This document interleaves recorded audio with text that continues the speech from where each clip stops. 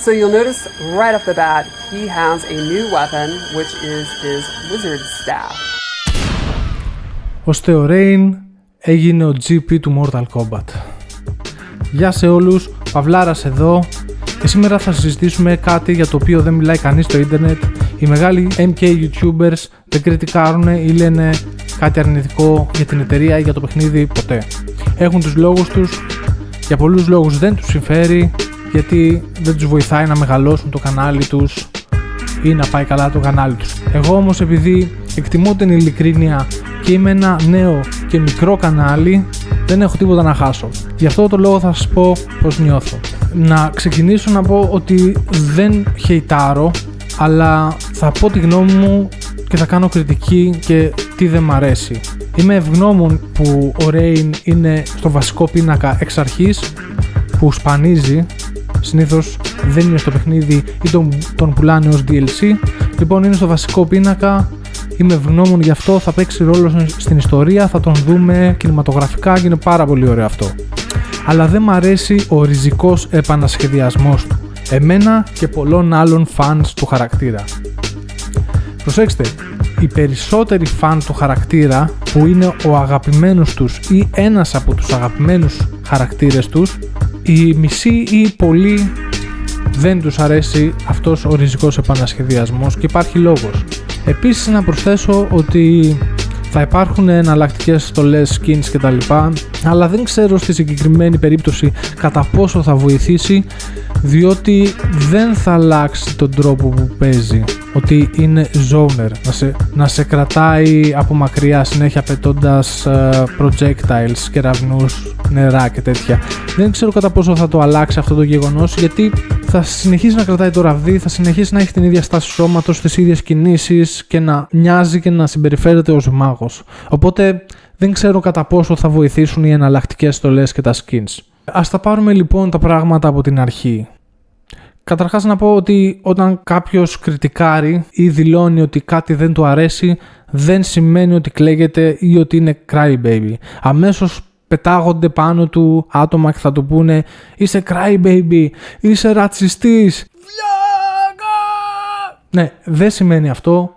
Σημαίνει ότι απλά δεν σ' αρέσει κάτι και το δηλώνεις και πιστεύεις ότι σου φαίνεται λάθος και το λες γιατί είσαι φαν παθιασμένος και είναι όλα εντάξει. Και θα έπρεπε να κάνουμε κριτική. Ας το πάρουμε λοιπόν από την αρχή. Μία διαφωνία που υπάρχει είναι ότι λένε κάποιοι και τι σημασία έχει το design και πώς φαίνεται ένας χαρακτήρας. Σημασία έχει μόνο το gameplay. Εν μέρει σωστό, αλλά θα το καταρρύψω τώρα. Πολλοί άνθρωποι είναι οπτικά όντα.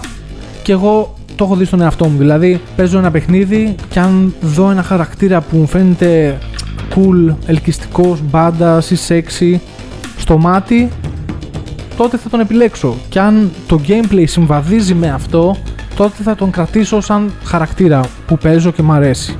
Έτσι είναι πολλοί άνθρωποι, οπότε αυτό είδαμε πως δεν στέκει.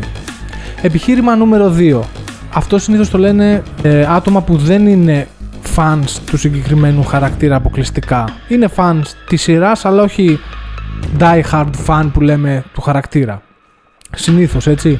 Λένε ότι είναι καλό που τον κάναν μάγο για να διαφοροποιηθεί από τους υπόλοιπους ninja. Σιγά έχουμε τόσους ninja.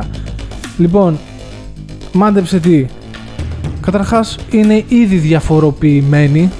Έχουν πάψει να είναι palette swap, δηλαδή αλλαγή χρώματος, από το 3D era και μετά. Τόσα παιχνίδια, τόσοι τίτλοι, από το Deadly Alliance, Deception, 9, 10, 11, σε όλους αυτούς τους τίτλους είναι διαφοροποιημένοι πλέον και δεν είναι palette swap. Διαφοροποιούνται ως εξής: στο χαρακτήρα τους, στη συμπεριφορά τους, στα κίνητρά τους, στις δυνάμεις που έχουν, στον τρόπο που παίζουν, το gameplay τους, αλλά και οι αμφιέσεις τους. Διαφοροποιούνται αρκετά, είναι αρκετό.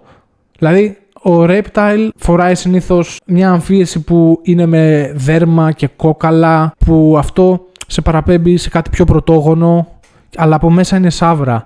Ο άλλος έχει λίγο πιο ανατολίτικο στυλ, για παράδειγμα, ο Rain, ή ο άλλος έχει το στυλ της μούμιας ή οτιδήποτε. Οπότε λοιπόν ούτε αυτό το επιχείρημα ισχύει.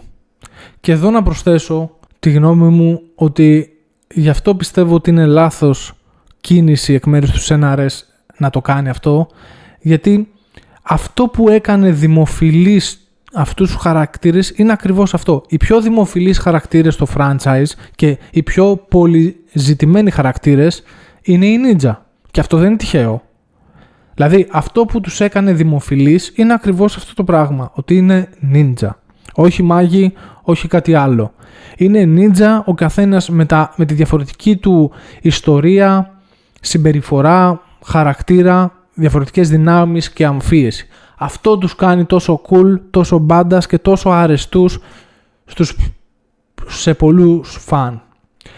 Οπότε αυτή είναι η άποψή μου και θα το πω για μια τελευταία φορά. Όταν κάποιος κάνει κριτική ή λέει την άποψή του επειδή είναι παθιασμένος φαν και τον ενδιαφέρει, δεν σημαίνει ότι κλαίγεται, γιατί αμέσως πετάγονται κάποιοι και θα σε καλέσουν ένα σωρό ονόματα, θα σε πούνε είσαι ρατσιστής, που δεν σ' αρέσει η Τάνια με το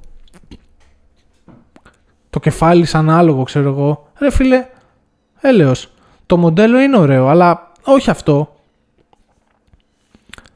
Θα σε καλέσουν ρατσιστή με τη μία, cry baby, ότι κλαίγεσαι, ότι είσαι hater. Όχι.